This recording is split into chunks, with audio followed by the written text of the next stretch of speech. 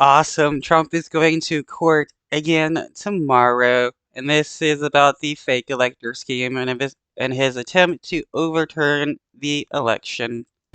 We are less than 24 hours away from an historic arraignment for the former president, now charged with his second set of federal crimes. He'll face a judge tomorrow as part of the special counsel's investigation into a plot to illegally overturn the 2020 election to try to keep Mr. Trump in power. Man, for the guy that's all about law and order, he sure has broken a lot of A laws. key part of it all, the so-called fake elector scheme. You may have been hearing about it, right? People talking about it, throwing off the phrase fake electors, etc. But in tonight's breakdown, we're explaining what a fake elector is and how this unfolded. You probably know how a presidential election works. Voters in all 50 states head to the polls to choose who they want as president. If enough voters back a certain candidate, that candidate gets electoral college votes from that state. The winner needs 270. That's the magic number. Here's the road to 270. So that's what you see on TV. You typically don't see what happens next because it's usually a formality as members of the electoral college pick it up from there. Those members, called electors, are selected by state parties months before Election Day. After every presidential election in December, each state gathers together electors from whichever party won the popular vote in that state. Those folks meet and send an official certificate to the National Archives and to Congress. They look like these, and they basically say, okay, this is who gets our state's electoral college votes. It's pretty ceremonial. Except in 2020.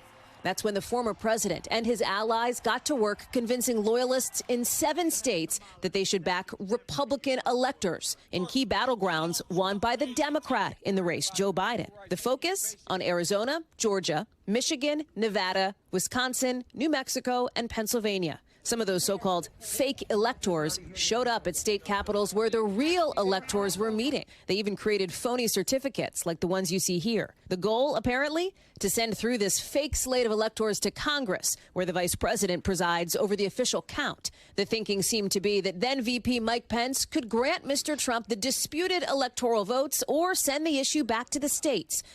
Which he didn't have that authority. And the moment that Trump and friends weren't able to use the fake electors to change the election, that's when they got violent and stormed the Capitol, chanting, "Hang Mike Pence." Opening the door to keeping Mr. Trump in power. You probably know what happened next. Pence rejected the scheme, citing the Constitution. President Donald J. Trump! And Mr. Trump on the National Mall told his supporters the election was being stolen. It was not. We fight like hell, and if you don't fight like hell, you're not going to have a country anymore. Fight like hell. If you don't fight, you're not going to have a country.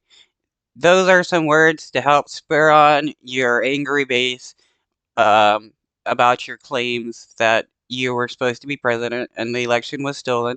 And this is one reason why they started getting violent. Trump wanted to act like he was not a part of it, but he was.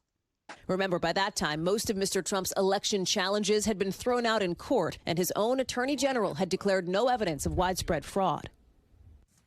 Some defenders of the former president have pointed to one historical example, they say, the 1960 presidential election. That's when the votes in the state of Hawaii were so close between John F. Kennedy and Richard Nixon, even a month after Election Day, that both slates of electors, the Democrats and Republicans, offered up their votes at the post-Election Day meeting.